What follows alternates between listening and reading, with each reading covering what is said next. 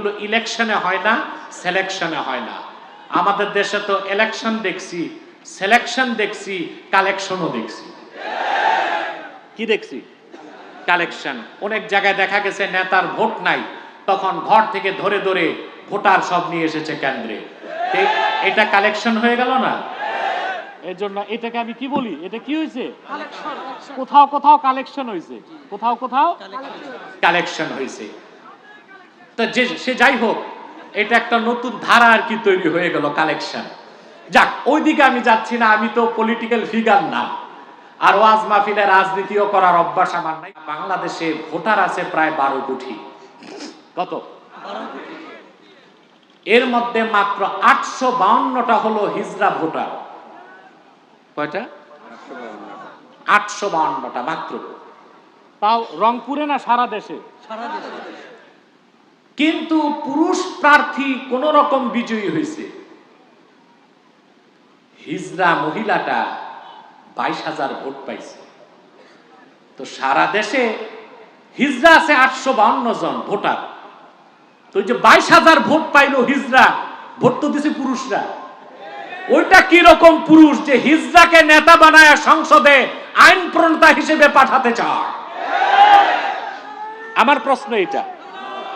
আমার দেশের মানুষগুলো ঈমান ও ইসলাম থেকে দূরে সরে তাগুতের তাবেদারি করতে করতে চরিত্র নৈতিকতা হারিয়ে এমন পর্যায়ে পৌঁছেছে, থার্ড জেন্ডার হিজড়ার মতো একটা মহিলাকে সংসদ সদস্য বানায় আইন প্রণেতা করার সিদ্ধান্ত নিয়েছে। এর চেয়ে কাজজনক, কলঙ্কজনক আর কোন কাজ পুরুষদের জন্য হতে পারে না। আউযু বিল্লাহি মিনাশ শাইতানির রাজীম। বিসমিল্লাহির রাহমানির রাহিম। ইয়া আইয়ুহাল্লাযীনা আমানু তাকুল্লাহা ওয়া কুলু কাওলান সাদীদা يصلح لكم أعمالكم ويغفر لكم ذنوبكم ومن يطع الله ورسوله فقد فاز فوزا عظيما. আল্লাহ তাআলা সূরাতুল আহজাব 70 নম্বর আয়াতের ইরশাদ করেছেন এবং 71-এ, ইয়া আইয়ুহাল্লাযীনা আমানুত্তাকুল্লাহ, হে ইমানদারগণ, বিশ্বাসীগণ, তোমরা মহান আল্লাহকে ভয় করো। ওয়া কুলু কাওলান সাদীদা, আয় কুলু কাওলান মুস্তাকিমা লা ইওয়াজাজা ফীহি ওয়ালা ইনহিরাফ, আর সদা সত্য কথা বলো, হক কথা বলো, যে কথায় কোনো বক্রতা নাই, অস্পষ্টতা নাই, যে কথায় স্বার্থ রক্ষা নাই। নিঃস্বার্থে সত্যের মানদণ্ডে উত্তীর্ণ সঠিক কথা, সত্য কথা, সোজা কথা, সিধা কথা বলো। ফোনগুলো বন্ধ রাখতে হবে স্টেজে, ফোনগুলো বন্ধ। কথা শুনতেছেন? আল্লাহর হুকুম কয়টা? 2টা। আল্লাহকে ভয় করো, সত্য কথা বলো। সুবহানাল্লাহ। আপনি যদি এই 2টা কাজ করেন, স্বয়ং আল্লাহ আপনার জন্য 2টা কাজ করে দেবার ওয়াদা করছেন। আল্লাহ পাক বলেন কি করবেন আল্লাহ? ইউসলিহ লাকুম আ'মালাকুম ওয়া ইয়াগফির লাকুম যুনুবাকুম, আল্লাহ তোমাদের সমস্ত আমলগুলোকে ঠিক করে দিবেন। হাফিজ ইবনে কাসির রাহমাতুল্লাহি আলাইহি তাফসীরুল কোরআনিল আযীমে এই আয়াতের তাফসীরে লেখেন, তার মানে হলো ইউসলিহ লাকুম আ'মালাকুম আইয়ুওয়াফিকুকুম লিল আমালিস সালিহা।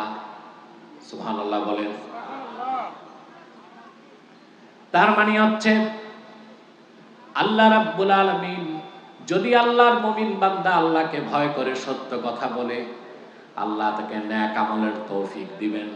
বেহেশতে যাবার জন্য যতটুকু নেক আমল দরকার আল্লাহ তার বান্দার মাধ্যমে তা আদায় করে নেবে। এই কথাটা বুঝেন নাই মনে হয় না? ইউসলিহ লাকুম আ'মালাকুম, তার মানে ইউয়াফিকুহুম লিল আ'মালিস সালিহা। যদি আপনি আল্লাহকে ভয় করেন আর হক কথা বলেন, তা আল্লাহ ওয়াদা করেছেন আপনাকে বেহেশতে দেবার জন্য যতটুকু নেক আমল দরকার আল্লাহ নিজেই তা আপনার মাধ্যমে আদায় করে নেবেন। এবার বুঝছেন? এরপর ওয়ায়াগফির লাকুম যুনুবাকুম, তোমাদের জিন্দেগীর সব গুনাহ আল্লাহ মাফ করে দিবেন। বলেন সুবহানাল্লাহ। এরপরে আল্লাহ রাব্বুল আলামিন বলেন وَمَن يُطِعِ اللَّهَ وَرَسُولَهُ فَقَدْ فَازَ فَوْزًا عَظِيمًا। আর যে ব্যক্তি মহান আল্লাহর আনুগত্যকে বরণ করে নিল। এই ফোন বন্ধ করো তোমরা, ডিস্টার্ব হচ্ছে আমার। এটা কোরআনের শরীফের মাহফিল, এটা কনসার্ট না। কোনো মোবাইল চলবে না স্টেজে।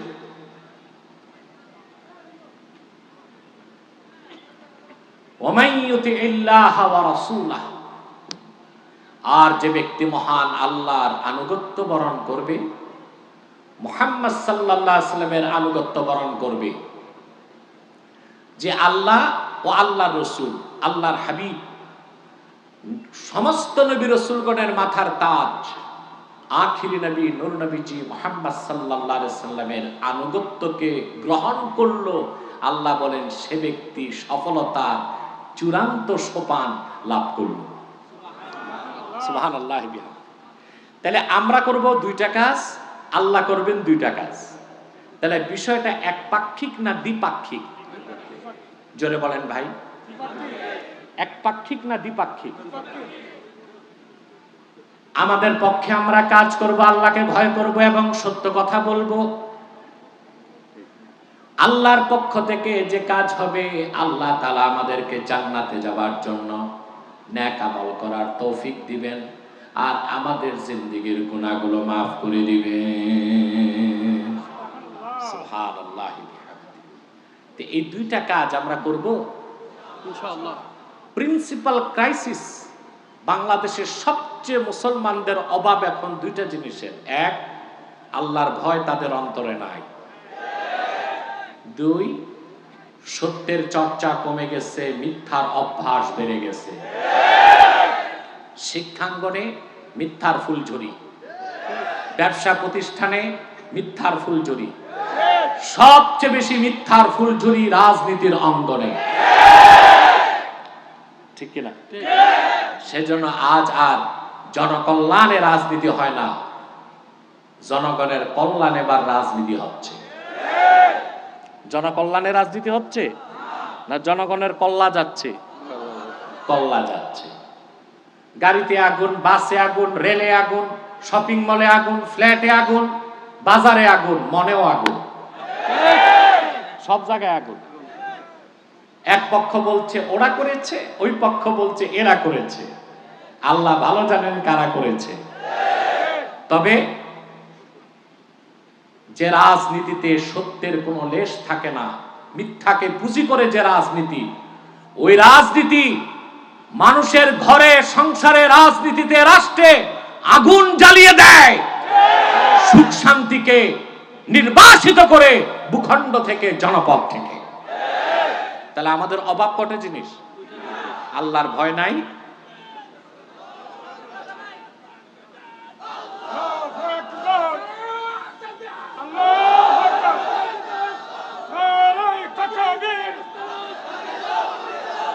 প্রিয় ভাইরা, তা আমাদের কটা জিনিসের অভাব? আল্লাহর ভয় অভাব, আল্লাহর ভয় নাই, আর সত্য বলার অভ্যাস নাই। বাংলাদেশে এই দুইটা এখন মূল ক্রাইসিস। কোন প্রচলিত রাজনীতিবিদকে যদি জিজ্ঞেস করেন বাংলাদেশে এখন কিসের ক্রাইসিস, বলবে টাকা নাই।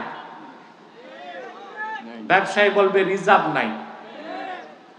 যদি কোন সোশ্যালিস্ট সমাজবিদকে জিজ্ঞেস করেন বাংলাদেশে কিসের অভাব, বলবে নৈতিকতার অভাব। আর আমি বলি অভাব মূলে দুইটা, আমাদের অন্তরে আল্লাহর ভয় নাই আর সত্য বলার অভ্যাস নাই। আমরা আল্লাহকে ভয় পাই না আর হক কথা বলতে শিখি না। আমার ভাইয়েরা, সূরা আহজাবের ৭০ নম্বর আয়াত,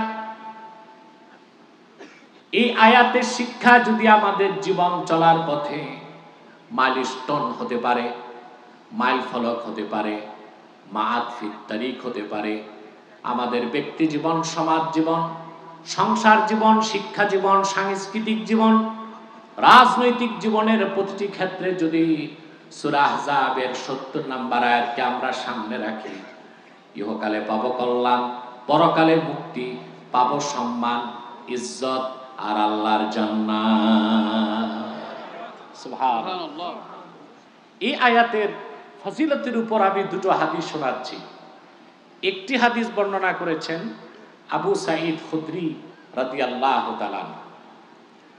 হযরত আবু সাঈদ খুদরি রাদিয়াল্লাহু তাআলা বলেন, সাল্লা বিনা রাসূলুল্লাহ সাল্লাল্লাহু আলাইহি ওয়াসাল্লাম সালাতাজ যোহরে, আল্লাহর রাসূল মুহাম্মদ সাল্লাল্লাহু আলাইহি ওয়াসাল্লাম আমাদেরকে নিয়ে মসজিদ নববীতে যোহর নামাজ পড়লেন। যখন নামাজ শেষ, রাসূলুল্লাহ আমাদের দিকে ঘুরে বসলেন।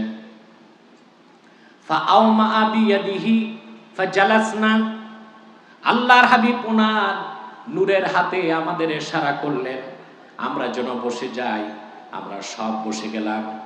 আল্লাহর হাবিব তখন নসিহত করতে যেয়ে বললেন, ইন্নাল্লাহা আমারানি আন আমুরাকুম আন তাত্তাকুল্লাহা ওয়া তাকুলু কাওলান সাদীদা।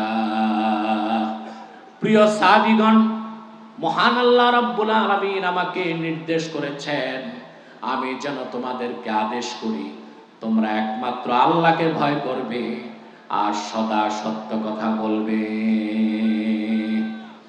সুম্মা আতান নিসা, অতঃপর আল্লাহর হাবিব মসজিদ নববীতে মহিলাগণ যেখানে বসা ছিলেন সেখানে আসলেন।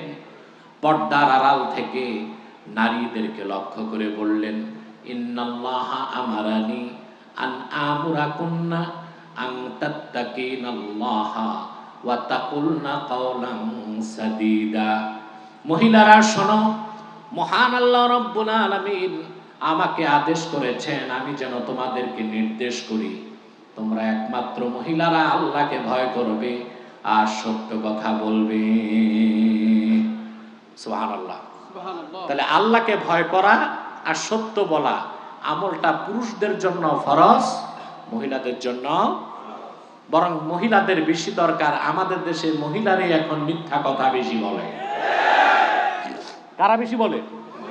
মহিলারাই এখন মিথ্যা কথা বেশি বলে, কারণ রাজত্ব তো এখন মহিলাদের। জানি না আমরা পুরুষ যারা আমাদের দেশ থেকে নির্বাসিত হতে হয় কিনা আল্লাহই ভালো জানেন।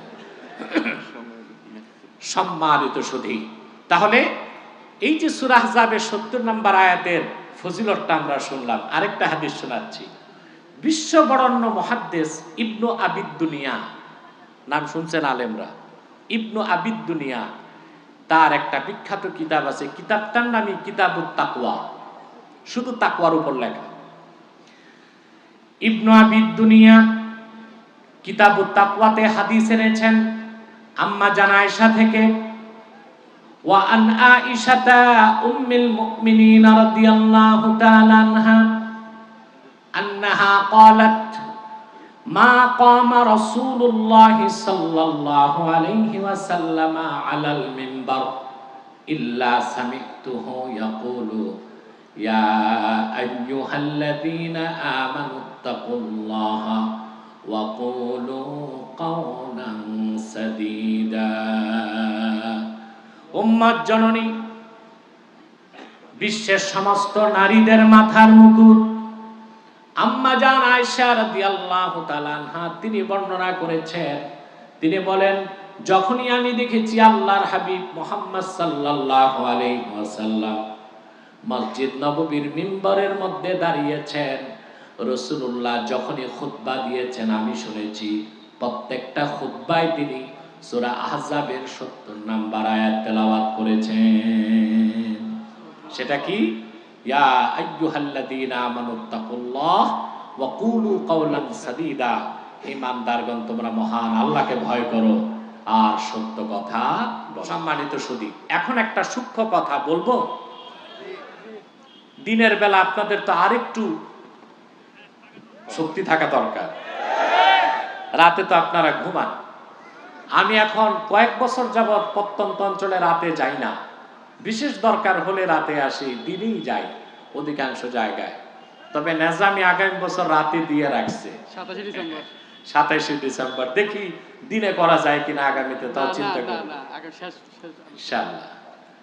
আপনারা দাঁড়াইছেন কেন? বসেন না ভাই, আপনারা খান বাহাদুর আসানুল্লাহ নাতিপুতি যারা, বসেন, 1 সেকেন্ডে বসে যান।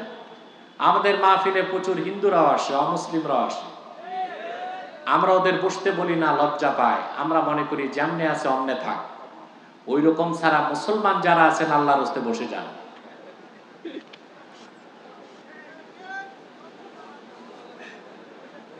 তা ওগুলো বসবে না, ওগুলো মেড বাই প্লাস্টিক।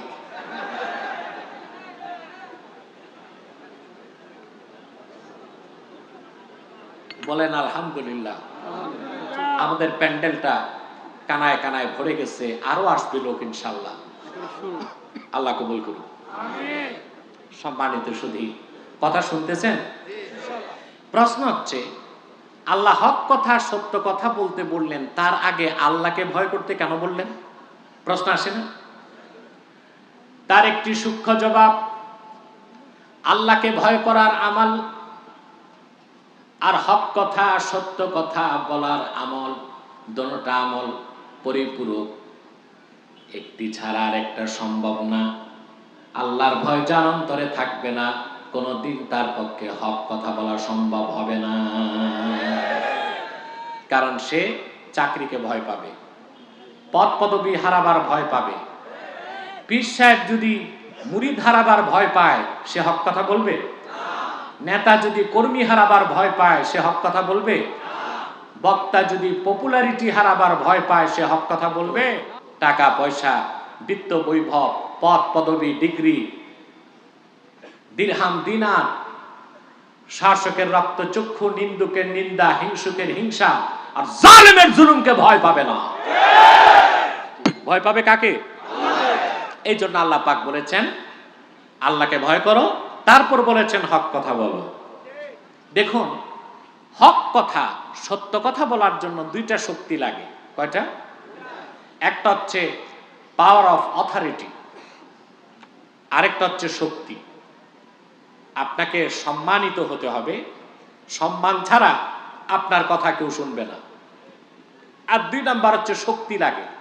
আপনি যখন হক কথা বলবেন, সুদের বিরুদ্ধে বলবেন, সুদখোর খেপে যাবে।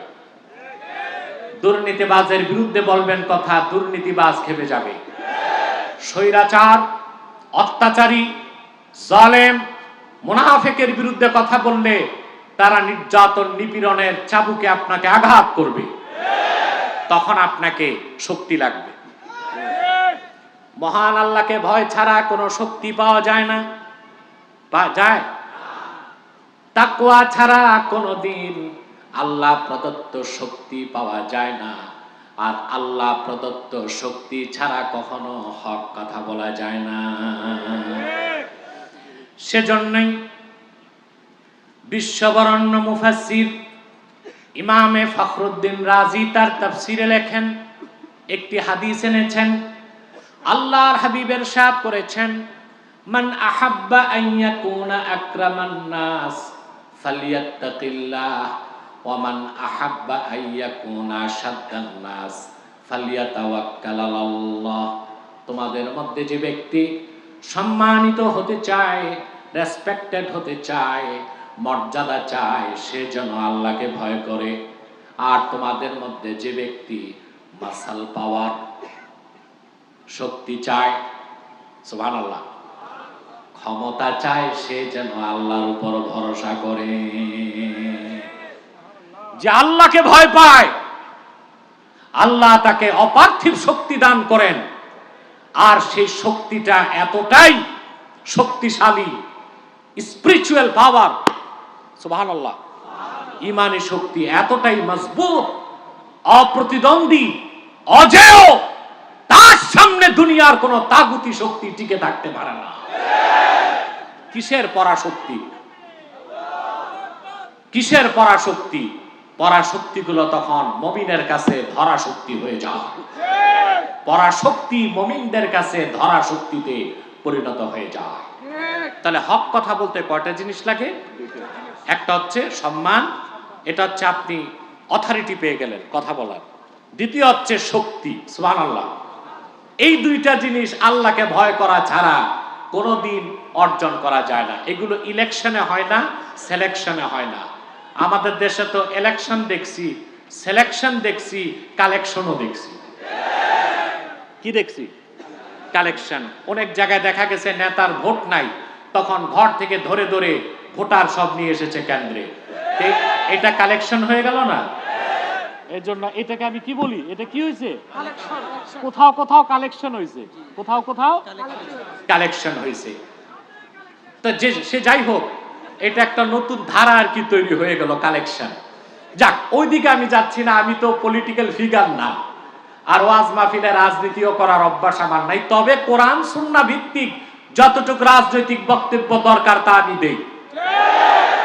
বাকি ন্যাশনাল পলিটিক্স এবং গ্লোবাল পলিটিক্সে আমার আলাদা লেকচার আছে, ওগুলো আপনারা আমার আব্বাসী টিভিতে যে দেখার চেষ্টা করবেন ইনশাআল্লাহ। তাহলে এই যে সম্মান আর শক্তি, এটা দেন কে? আল্লাহ। তাকওয়া ছাড়া তা অর্জন সম্ভব। মাইকম্যান, আওয়াজটা একটু কমে গেছে বাবা, একটু বাড়াও একটু। তোমার মাথায় তো টুপি নাই, আমার তো মনে অজুও নাই। অজু করছো নাকি? যাক, ঠিকঠাক করো, শীষ টিস না দেয়, পিওর আওয়াজটা দাও। সম্মানিত শুধু কথা শুনতেছেন? আল্লাহকে যে ভয় পায় না, ওর তাওয়াক্কুলও থাকে না। তাওয়াক্কুল যখন থাকে না, তখন সে ভয় পায় চাকরি, ব্যবসা, নেতা, ঠিক কিনা, পুলিশ, হামলা, মামলা, জেল, ফাঁসি, এগুলোকে ভয় পায়, ঠিক কিনা? সেজন্যই আল্লাহ পাক বলেছেন প্রথমে আল্লাহকে ভয় করো, তারপর বলেছেন কুলু কাউলান সাদীদা, হক কথা বলো, সত্য কথা বলো। বলেন সুবহানাল্লাহ। এবার আসেন, যে সত্য কথা বলে আমরা তাকে কি বলি? সত্যবাদী না। এটা একটা ভুল সংজ্ঞা, খুব ভালো করে বুঝেন, কারণ একটা ভুল ব্যাখ্যার সমাধান দিচ্ছি, না বুঝলে তো আমাকে আপনারা ভুল মনে করবেন। যে সত্য বলে সে সত্যবাদী নয়, বরং ইমানদার হয় সত্যবাদী। সেজন্য আমরা না বুঝে বলি হিন্দু লোকটা হিন্দু হলে কি হবে, ভদ্রলোক সত্যবাদী না। কাফের মুশরিক বেঈমান কখনো সত্যবাদী হতে পারে না। কাফের মুশরিক বেঈমান কখনো কখনো সত্য বলতে পারে। সত্য বলা এক জিনিস, আর সত্যবাদী হওয়া এক জিনিস। সত্যবাদী কারা? কোরআন কারীমে আল্লাহ রাব্বুল আলামিন সূরা তাওবায় বলেন 119 নম্বর আয়াতে, ইয়া আইয়ুহাল্লাযীনা আমানুত্তাকুল্লাহা ওয়া কুনু মা'আস সাদিকিন। ঈমানদারগণ, তোমরা মহান আল্লাহকে ভয় করো আর সত্যবাদীদের সঙ্গী হও। তাহলে আপনি যাকে পীর ধরবেন তাকে সত্যবাদী হতে হবে, যারে নেতা মানবেন তারও সত্যবাদী হতে হবে। আমাদের নেতারা সত্যবাদী না মিথ্যাবাদী? সত্যবাদী। আমাদের নেতারা, অধিকাংশ নেতা বাংলাদেশে সত্যবাদী না মিথ্যাবাদী? তাহলে আমরা নেতা বানাইছি মিথ্যাবাদী। এই জাতির কপাল পুড়ে গেছে, নেতা কারে বানাবে তাই তো বুঝে নাই। রংপুরে দেখলাম এবার এমপি ইলেকশন করেছে এক থার্ড জেন্ডার হিজড়া, দেখছেন আপনারা? আফসোস, হিজড়ার প্রতিদ্বন্দ্বী ছিল এবং একজন পুরুষ হেভি ওয়েটেড পারসন। আমি নাম বলবো না, কিন্তু লোকটার কি কমন সেন্স নাই? সে কি বুঝলো না যে আমি দাঁড়াবো, আমার প্রতিপক্ষ একটা হিজড়া হবে, তাকে হয় নাকি? যদি হিজড়ার সাথে ফেল করতো তো নেতাকে ফাঁসি ছাড়া আর গতি থাকতো না। আমার প্রশ্ন অন্য জায়গায়, ওই পর্যন্ত আপনাদের চিন্তা পৌঁছে নাই। বলবো, সারা বাংলাদেশে ভোটার আছে প্রায় 12 কোটি। কত? এর মধ্যে মাত্র 852টা হলো হিজড়া ভোটার। কয়টা? 852টা মাত্র। তাও রংপুরে না সারা দেশে? কিন্তু পুরুষ প্রার্থী কোন রকম বিজয়ী হয়েছে। হিজড়া মহিলাটা 22,000 ভোট পাইছে। তো সারা দেশে হিজড়া আছে 852 জন ভোটার। তো যে 22,000 ভোট পাইলো হিজড়া, ভোট তো দিছে পুরুষরা। ওইটা কি রকম পুরুষ যে হিজড়াকে নেতা বানায় সংসদে আইন প্রণেতা হিসেবে পাঠাতে চায়? আমার প্রশ্ন এটা। আমার দেশের মানুষগুলো ঈমান ও ইসলাম থেকে দূরে সরে তাগুতের তাবেদারি করতে করতে চরিত্র নৈতিকতা হারিয়ে এমন পর্যায়ে পৌঁছেছে, থার্ড জেন্ডার হিজড়ার মতো একটা মহিলাকে সংসদ সদস্য বানায় আইন প্রণেতা করার সিদ্ধান্ত নিয়েছে। এর চেয়ে কাজজনক, কলঙ্কজনক আর কোনো কাজ পুরুষদের জন্য হতে পারে না।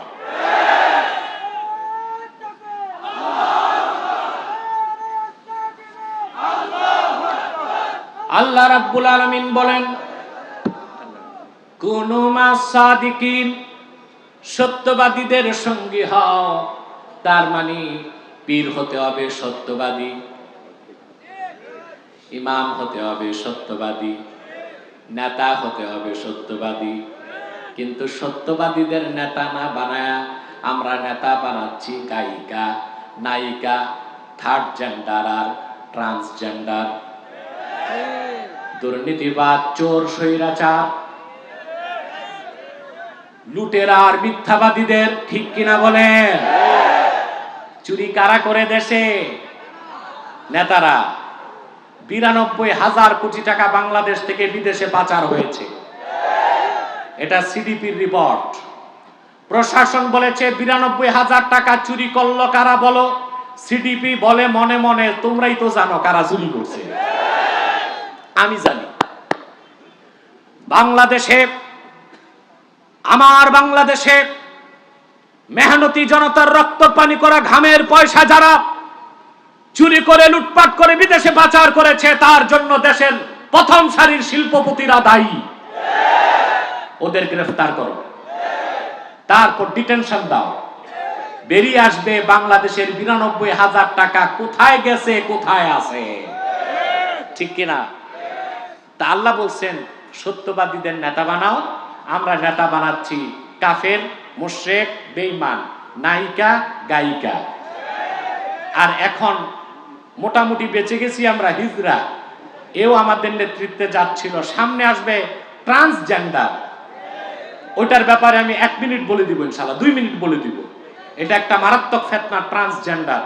এটা বাংলাদেশে এখন নতুন ভাবে আগাচ্ছে। এই বিষয়টা আমি একটু বলে দিব আপনাদেরকে। অবশ্য ট্রান্সজেন্ডারের বিপক্ষে আমার লিখিত 17 পৃষ্ঠার ফাতাওয়া প্রথম বাংলাদেশে কোন মাদ্রাসা, কোন ঘরানার পক্ষ থেকে এখনো প্রকাশ পায় নাই। ইসলামী গবেষণা পরিষদ থেকে আমার তত্ত্বাবধানে 17 পৃষ্ঠার ফাতোয়া জাতির উদ্দেশ্যে আমরা প্রকাশ করেছি, আলহামদুলিল্লাহ। সে কথা পরে বলছি। তাইলে ঈমান না এনে সারাদিন সত্য কথা বললে সত্যবাদী হওয়া যায়? এখন সত্যবাদী কারা? আল্লাহ নিজেই সূরা হুজুরাতে ব্যাখ্যা করে দিয়েছেন, ইন্নামাল মুমিনুনাল্লাযীনা আমানু বিল্লাহি ওয়া রাসূলিহি থুম্মা লাম ইয়ারতাবু ওয়া জাহাদু বিআমওয়ালিহিম ওয়া আনফুসিহিম ফি সাবিলিল্লাহি উলাইকা হুমুস সাদিকুন। সারাদিন আপনি কাফের মুশরিক হয়ে সত্য বললে সত্যবাদী হবার সুযোগ। সত্যবাদীকে ইমানদার হতে হবে। কি হতে হবে? এই কথা কার? জোরে বলেন কার? আল্লাহ রাব্বুল আলামিন বলেন, প্রকৃত মুমিন তো তারাই যারা ঈমান এনেছে মহান আল্লাহর উপর, ঈমান এনেছে মুহাম্মদ সাল্লাল্লাহু আলাইহি সাল্লামের উপর, সুম্মা লাম ইয়ারতাবু, অতঃপর ঈমানের কোন একটা বিষয়ে মনে কোনো সন্দেহ রাখলো না। ওয়াজাহাদু বিআমওয়ালিহিম ওয়া আনফুসিহিম ফি সাবিলিল্লাহ, আর জান দিয়ে মাল দিয়ে আল্লাহর পথে জিহাদ করলো। আল্লাহ পাক বলেন, উলাইকা হুমুস সাদিকুন, তারাই সত্যবাদী। তার মানে সত্যবাদী হতে হলে তিনটা বৈশিষ্ট্য লাগবে। প্রথম হচ্ছে ঈমান, তারপর ইয়াকিন, তারপর জিহাদ ফি সাবিলিল্লাহ।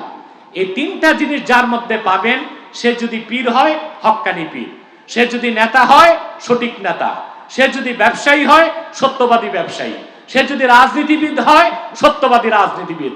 যদি দেখেন ঈমান নাই, ইয়াকিন নাই, আর আল্লাহর দ্বীন কায়েমের জন্য জিহাদ নাই, সে কোনোদিন সত্যবাদী হতে পারে না। সত্য বলার অর্থ বুঝতেছেন?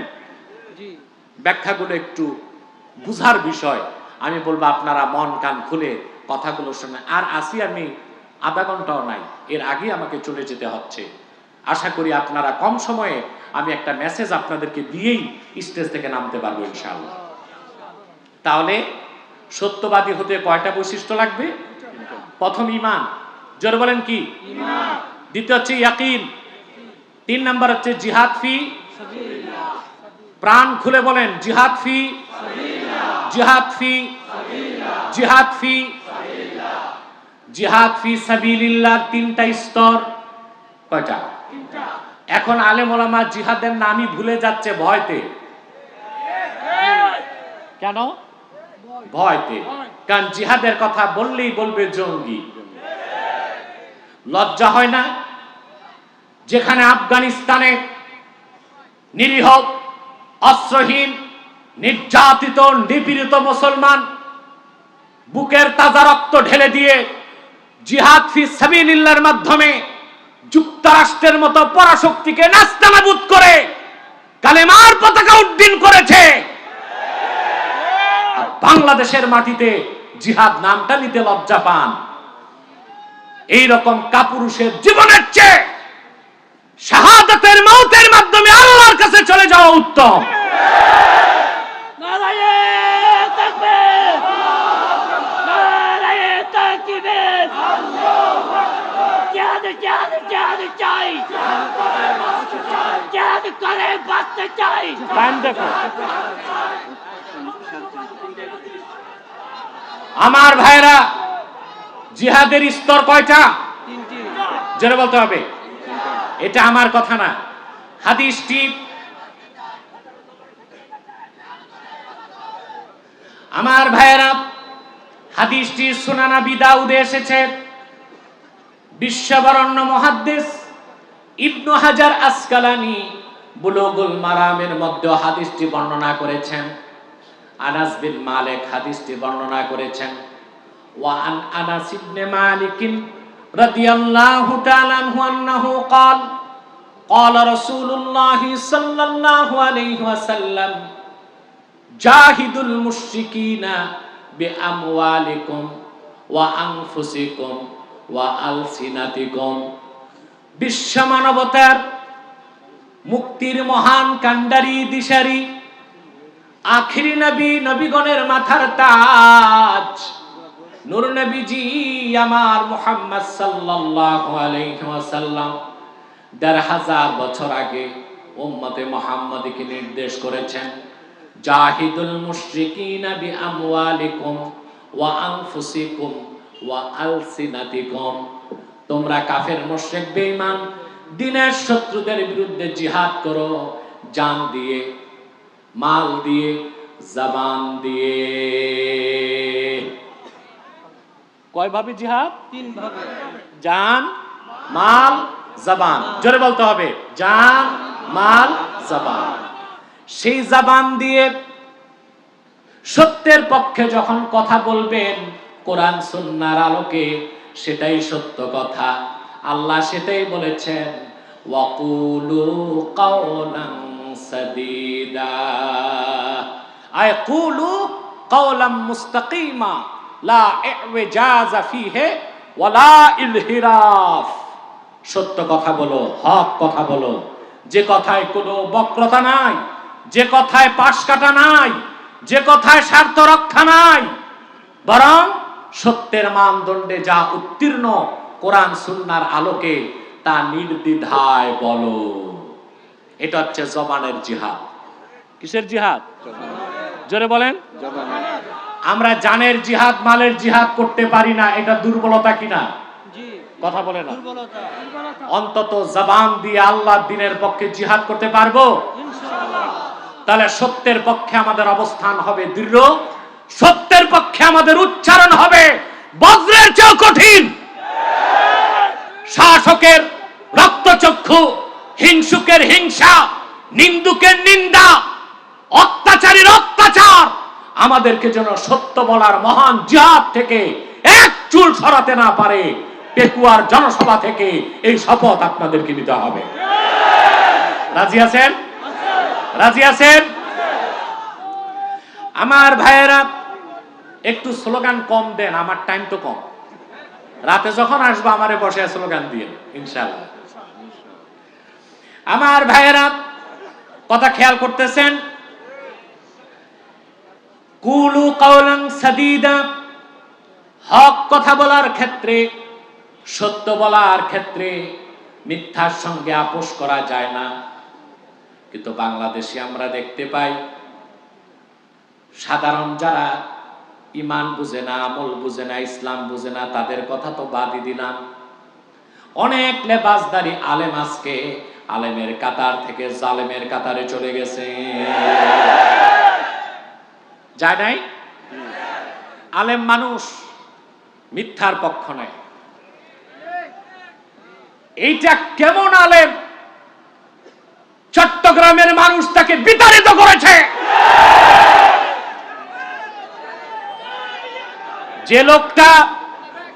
যে লোকটা আমাকে হুমকি দিল আগামীতে আব্বাসীকে চুনতি আসতে দিব না, আমি 2 দিন আগে বলেছি কাপড় খুলে লেংটা তারে বের হতে হবে। আলেম যখন মিথ্যার পক্ষ নেয়, আলেম যখন মিথ্যার পক্ষ নেয় আর স্বৈরাচারের তাবেদারি করে, ফুলের মালা গলায় জুটে না, জুতার মালা নিয়েই পালাতে হয়। নারায়ে তাকবীর, নারায়ে তাকবীর, আল্লাহু আকবার, নবী কালে কালে। আমার ভাইয়েরা, সম্মানিত সুধী, আপনারা তার বক্তব্য শুনেছেন, তার আফসোস আমি ভারতের বিরুদ্ধে বলি কেন? তাহলে বোঝা যায় তুমি ভারতের দালাল। বাংলাদেশের মাটিতে ভারতের দালালদের জায়গা হবে না। হিন্দুস্তানের উগ্রবাদী হিন্দুরা গুজরাটে হাজারো মুসলমানকে হত্যা করেছে, কাশ্মীরে লক্ষ লক্ষ মুসলমানকে হত্যা করেছে, বাবরি মসজিদকে শহীদ করেছে, সীমান্তে আমার নিরীহ বাঙালিকে পাখির মতো গুলি করে হত্যা করে আমার বাংলাদেশের স্বাধীনতায় হাত দিতে চায়। সেই ভারতের দালালদেরকে বাংলাদেশের মাটিতে জায়গা দেওয়া হবে না, হবে না, হবে না।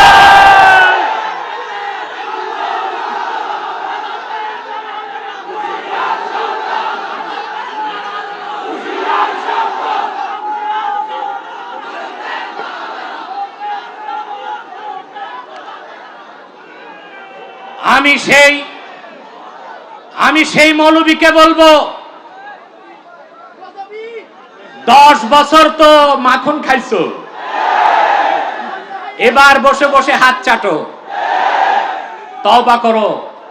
তোমার বাবা ভালো মানুষ ছিল, আলেম ছিল, চুনতি শাহ সাহেব রহমতুল্লাহর সহচর ছিল, কিন্তু তোমাকে নিয়ে দক্ষিণ চট্টগ্রামের মানুষ এই রকম আশা করে না। তওবার দরজা খোলা আছে। দক্ষিণ চট্টগ্রামে দাঁড়াও, যত মানুষকে নির্যাতন করেছে হক কথা বলার কারণে, মিথ্যা মামলা মামলা দিয়ে কারাগারে ঢুকাইছো, বাড়ি বাড়ি যে ক্ষমা চাও, আল্লাহর কাছে মাফ চাও। আমি বলে যাব দক্ষিণ চট্টগ্রামের মানুষ তোমাকে মাফ করে আবার ঢুকতে দিবে, তবে 5 বছর না, এরপরে। ঠিক কিনা? সম্মানিত শুধু অতএব হক কথা বলা হচ্ছে জবানের জিহাদ। আল্লাহ বলেছেন কুলু কওলান সাদীদা আয় কওলাম মুস্তাকিমা লা ইওজাজা ফীহি ওয়ালা ইনহিরাফ। যে কথায় কোনো বক্রতা নাই, যে কথায় কোনো পাশ কাটা নাই, যে কথায় কোনো স্বার্থ রক্ষা নাই, বলেন সুবহানাল্লাহ। আমার ভাইয়েরা, এরা কি করে এখানে? বসেন। তোমরা আওয়াজ করো, হদ লাগে না, এখন আওয়াজ করবেন না, বসো। নাজামি বসেন, সবাইকে বসো। সম্মানিত শুধু আপনারা দুপুরবেলা না খেয়ে হাজার হাজার জনতা চলে এসেছেন শুধুমাত্র আল্লাহর কোরআনের বরকত। বিনিময় পাবো, আশা আছে না? আশা না, ইয়াকিন। আল্লাহ আমাদের পুরস্কার দিবেন। আমি একটা ছোট্ট মুনাজাত করে নামবো, তারপর আপনারা আসর নামাজ পড়বেন। এর আগে একটা মানুষ উঠার চেষ্টা করবেন না, বরং যারা দাঁড়িয়ে আছেন বসে যাবার চেষ্টা করবেন।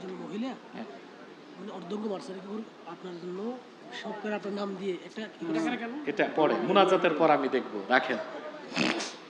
এটা ভালো করে নেজামি দেখায় দিও, মহিলাটা কি পাঠাইছে, মানুষের উৎসাহ। এখন না, এখন না, মুনাজাতের সময়। সম্মানিত শুধু কথা শুনতেছেন? জিহাদ কয়ভাবে হয়? জান, মাল, জোরে করবেন, করবেন। আমার ভাইয়ানা, অত্যাচারীর সামনে, উপরস্থ ব্যক্তির সামনে কিভাবে হক কথা বলতে হয়, ছোট্ট একটা দৃষ্টান্ত, ছোট্ট দৃষ্টান্ত না, একটা হাদিস শোনাচ্ছি আপনাদেরকে। সহিহ আল বুখারী কিতাবুল ইলমে বাবুল ইলমে ক্বাবলাল কওলি ওয়াল আমাল, এই পরিচ্ছেদ ইমাম বুখারী হযরত আবু যর গিফারী রাদিয়াল্লাহু তাআলা আনহু থেকে একটা হাদিস বর্ণনা করেছেন, তাআলিকান, মুআল্লাক হাদিস। হাদিসটি আপনাদেরকে শোনাচ্ছি। হাদিসের ব্যাখ্যা এসেছে, হযরত ওসমান রাদিয়াল্লাহু তাআলা আনহুর খেলাফতের সময় দামেস্কের গভর্নর ছিলেন হযরত মুআবিয়া রাদিয়াল্লাহু তাআলা আনহু, আর দামেস্কে তখন উচ্চ পদস্থ কর্মকর্তা ছিলেন হযরত আবু যর গিফারী। মর্যাদায় বড় ছিলেন আবু যর গিফারী, কিন্তু পদে বড় ছিলেন হযরত মুআবিয়া। হযরত ওসমান রাদিয়াল্লাহু তাআলা আনহু যখন মুসলিম জাহানের শাসক, খলিফা, তখন হযরতে মুআবিয়া ছিলেন দামেস্কের গভর্নর। কথা শুনতেছেন? সাবধান, বাংলাদেশে একদল বেদাতি পীর আছে যারা শিয়াদের দালাল। হযরত মুআবিয়াকে নিয়ে তারা বেয়াদবিপূর্ণ কথা বলে। সাবধান, হযরত মুআবিয়া জলিলুল কদর সাহাবী। হযরত আলীর সাথে ওনার যে দ্বন্দ্ব ছিল, ওইটা নিয়ে আমরা মন্তব্য কতটুকু করতে পারবো? প্রত্যেক সাহাবী ছিলেন মুজতাহিদ। মুজতাহিদ যখন সঠিক সিদ্ধান্তে পৌঁছে তখন ডবল পুরস্কার।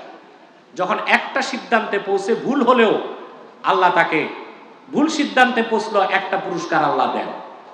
তো সাহাবায়ে কেরামের মধ্যে যে দ্বন্দ্ব হয়েছিল, ওইটা নিছক দ্বন্দ্ব ছিল না, সেটাকে হাদিসে বলা হয়েছে, হাদিসের ব্যাখ্যায় মুশাজারাতুস সাহাবা। কি? শাজারা ইউশাজিরু মুশাজারা, এর অর্থ হচ্ছে একই বৃক্ষের ঠালে ঠালে যখন বাড়ি খায়, ওটারে বলে মুশাজারা।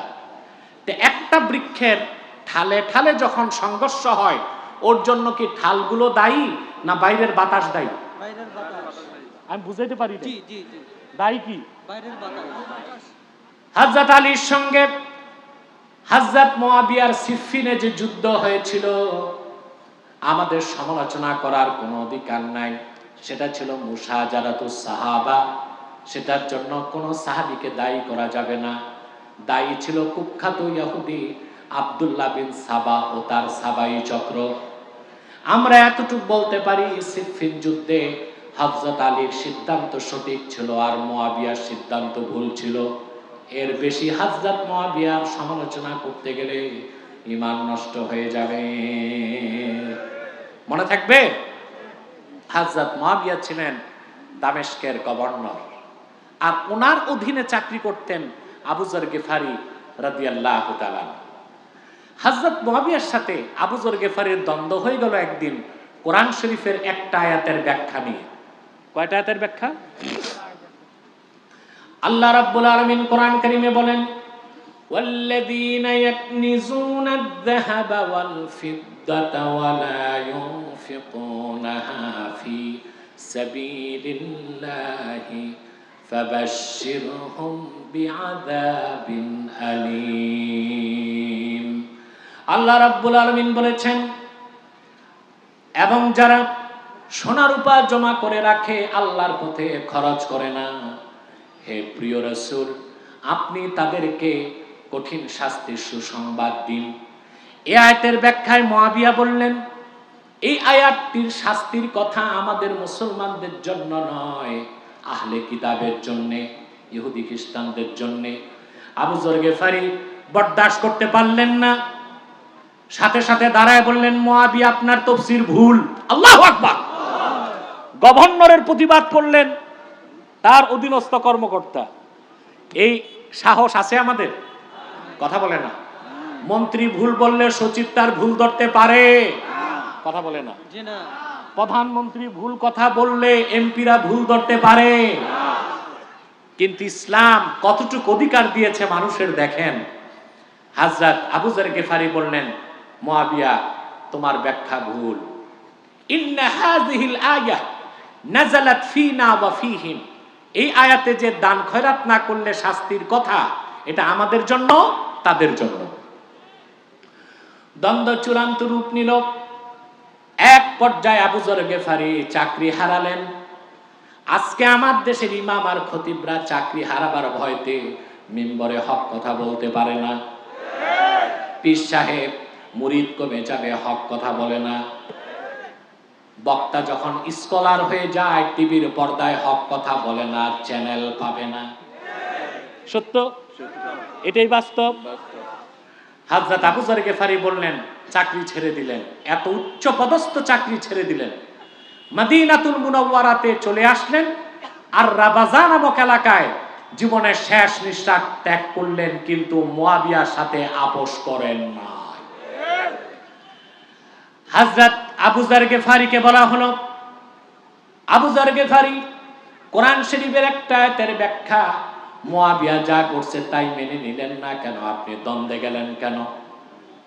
হযরত মুয়াবিয়া তখন যে কথাটা বললেন, সহিহ বুখারী কিতাবুল ইলমে ইমাম বুখারী উল্লেখ করেছেন, আমি মনে করি আমার দেশে যত বক্তা আছে, স্কলার আছে, ইমাম আছে, খতিব আছে, পীর আছে, নেতা আছে, আবু যর গিফারির কথা যেটা সহিহ বুখারীতে এসেছে সেটা কাগজে লিখে গলার মালা বানায় আমাদের টাঙ্গায় রাখা উচিত, যেন হক কথা বলতে ভয় পেলে আবু যর গিফারির কথাটা চোখের সামনে চলে আসে। হাদিস শরীফের মধ্যে এসেছে, আবু যর গিফারি বললেন, শোনো, মুয়াবিয়ার কথা কেন মানলাম না, শোনো। লাউ ওয়াদাতুম আস-সামসামাতা আলা হাযিহি ওয়া আশারা ইলা কাফা থুম্মা যানানতু আন্নী উনফিযু কালিমাতান সামি'তুহা মিনান নবী সাল্লাল্লাহু আলাইহি ওয়াসাল্লাম ক্বাবলা আন তুজিযু আলাইয়া লা আনফাসতুহা। আল্লাহু আকবার। ওনার সামনে তরবারি রাখা, তরবারিটার নাম এসেছে সমসামা। কি নাম? আরবিতে দুই ধারী তরবারিকে বলে সমসামা। কি বলে? কথা বুঝেন না? সমসামা তরবারি দেখছেন? কোথ থেকে দেখবেন তরবারি? আপনারা কি তরবারির কাজ করেন নাকি? যুবকগুলো পিস্তল নিয়ে ঘুরে, ঠিক কিনা? পেট্রোল বোমা ককটেল নিয়ে ঘুরেন। মুসলমানের শান হলো তরবারি, ঠিক কিনা? আসতেছে আবার তরবারির যুগ। তো যেই তরবারির দুই দিকে ধার, দুধারী তরবারি, একে আরবিতে বলা হয় সমসামা।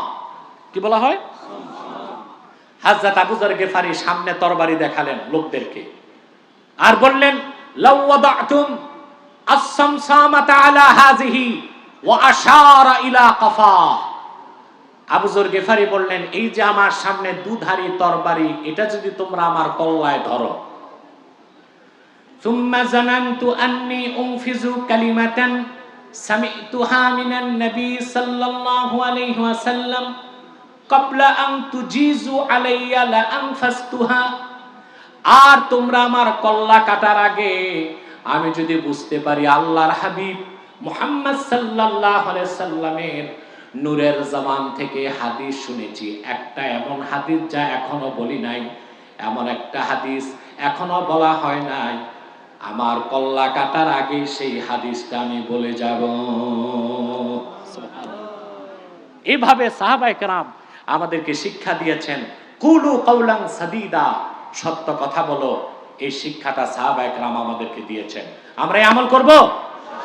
এবার আসেন আমার আজকের এই তাফসীর থেকে একেবারে বিদায় লগ্নে তাফসীরের আলোচনার মধ্যেই বাংলাদেশে কাফের মুশরিক নাস্তিকদের একটি কুফরি মতবাদের জবাব দিব। বাংলাদেশে এখন নাস্তিকের সংখ্যা বাড়তেছে না? কিন্তু নাস্তিক সংখ্যা এখনো বেশি না। পেটিকুত্তা যা আছে বাংলাদেশে, এর চেয়ে সংখ্যা বেশি হবে না। কিন্তু এরা বসে গেছে জায়গা মতো। কোথায়? এরা বসে গেছে জায়গা মতো, বসছে কলেজে, বিশ্ববিদ্যালয়ে। আর এই নাস্তিক ব্লগারদের সবচেয়ে বড় আস্তানা ঢাকা বিশ্ববিদ্যালয়। ওদের একটা ছাত্র সংগঠন আছে, ওটার নাম ছাত্র মৈত্রী। এটারে আমি নাম দিছি ছাত্র মৃত্যু। কি নাম দিছি? এই বামপন্থীদের ছাত্র সংগঠন ছাত্র মৈত্রীর হাতে যারা যায়, ওই ছাত্রের মৃত্যু ঘটে। কি ঘটে? মৃত্যু ঘটে। প্রথম কথা, আমি বাংলাদেশে ছাত্র রাজনীতির পক্ষে না। ছাত্র রাজনীতি ছাত্ররা যখন করে তখন আর বড় হয়ে ভালো থাকতে পারে না, রাজনৈতিক নেতৃত্ব দিতে পারে না। অধিকাংশ ছাত্র রাজনীতিতে যারা জড়িত, দেখা যায় তারা বেনামাজি হয়, কলম রেখে হাতে পিস্তল নেয়, আর পিঠে কিতাবের বস্তা থাকে না, গাজার পোটলা থাকে। ঠিক কিনা? সেজন্যই তো ঢাকা বিশ্ববিদ্যালয় দেখেন 1921 সালে ঢাকা বিশ্ববিদ্যালয় প্রতিষ্ঠিত হয়েছে, আর এখন 2024 সাল। 100 বছরে ঢাকা বিশ্ববিদ্যালয় বিশ্বমানের একজন বিজ্ঞানী, দার্শনিক, প্রকৌশলী, রাজনীতিবিদ, সাহিত্যিক আমার বাংলাদেশকে উপহার দিতে পারে না। উপহার দিয়েছে কবির চৌধুরীর মতো নাস্তিক, হুমায়ুন আজাদের মতো নাস্তিক, উপহার দিয়েছে মুনতাসির মামুনের মতো কুখ্যাত শয়তান, শাহরিয়ার কবিরের মতো নাস্তিকদের দালাল, ইহুদিদের দালাল, ইহুদি ইসরায়েলের মোসাদের দালাল গুলোকে উপহার দিয়েছে। ভালো মানুষ একটাও দিতে পারে না আমাদেরকে। তাহলে এই ছাত্র রাজনীতি করে লাভ কি আছে? লাভ? রাজনীতির দুইটা দিক, যারা রাষ্ট্রবিজ্ঞান পড়ছেন তারা জানেন। একটা হচ্ছে থিওরিক্যাল পলিটিক্স, আর একটা হচ্ছে অ্যাপ্লাইড পলিটিক্স। অ্যাপ্লাইড পলিটিক্স হচ্ছে মিছিল, মিটিং, হরতাল, পিকেটিং, মানববন্ধন, মিছিল, এগুলো অ্যাপ্লাইড পলিটিক্স।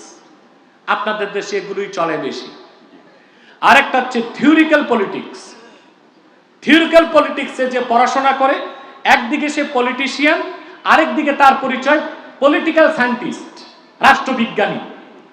তা আমাদের দেশে অধিকাংশ নেতা হচ্ছে পলিটিশিয়ান, ওরা অ্যাপ্লাইড পলিটিক্স করে, কিন্তু থিওরিক্যাল পলিটিক্স তারা পড়াশোনা করে না।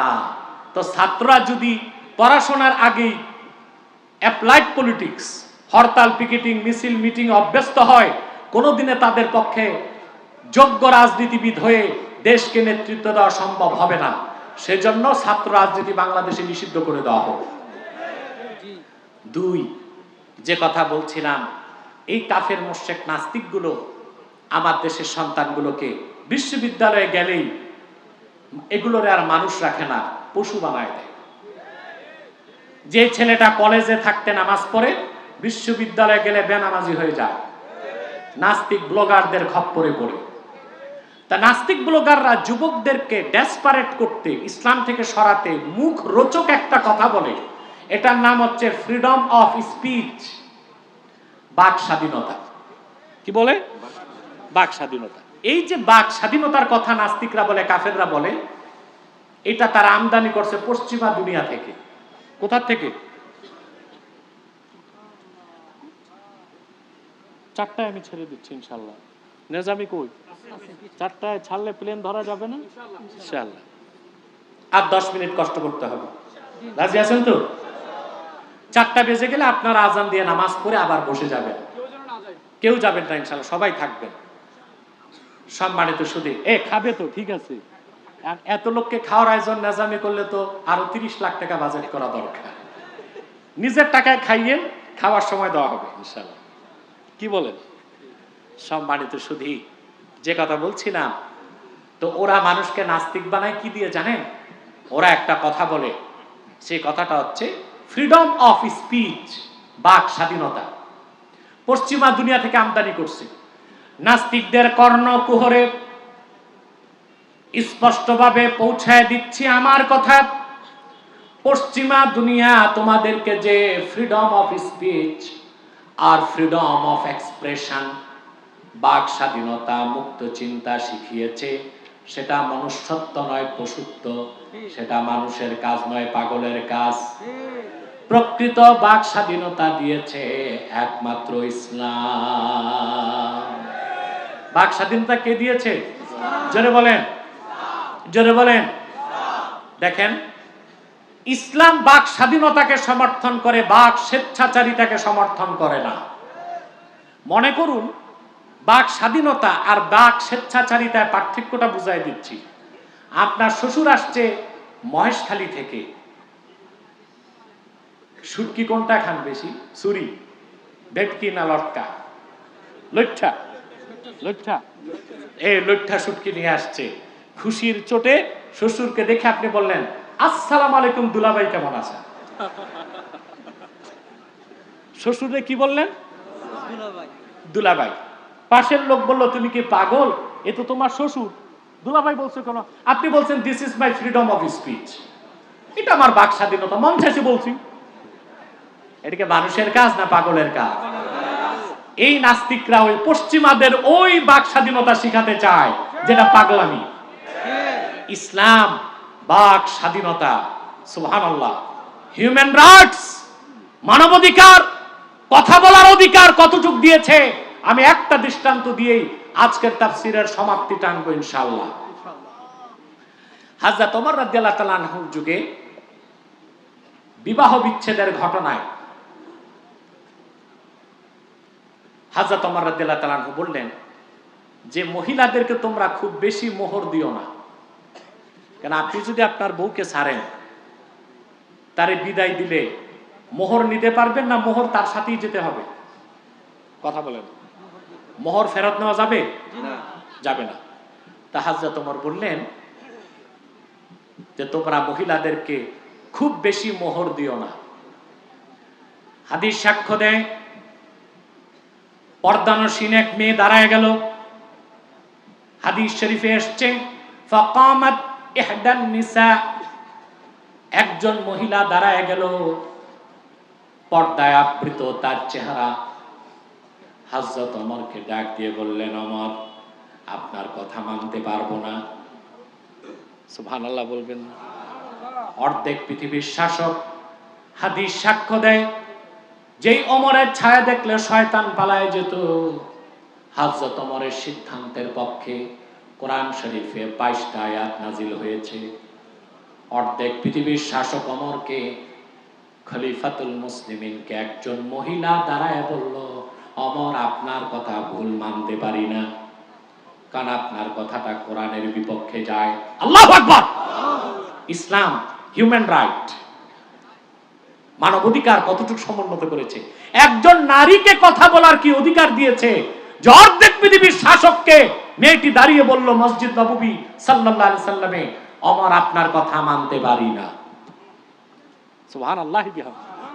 হযরত ওমর বললেন, কেন? তিনি বললেন, ওমর, সূরা নিসা 20 নম্বর আয়াতে আল্লাহ স্পষ্ট বলে দিয়েছেন, তোমরা যদি এক স্ত্রীকে তালাক দিয়ে আরেক স্ত্রী গ্রহণ করতে চাও সেই সুযোগ আছে। তারপর আল্লাহ বলে দিয়েছেন ওয়া আতাইতুম ইহদাহুন্না কিনতারাম ফালা তাখুযু মিনহু শাইআ। সুবহানাল্লাহ। ওয়া আতাইতুম ইহদাহুন্না কিনতারাম ফালা তাখুযু মিনহু শাইআ। তোমরা তোমাদের কোন একজন স্ত্রীকে যদি কিনতার সোনার উপর স্তূপ দান করো, তালাক দেওয়ার পর ওখান থেকে কিছুই নিতে পারবে না।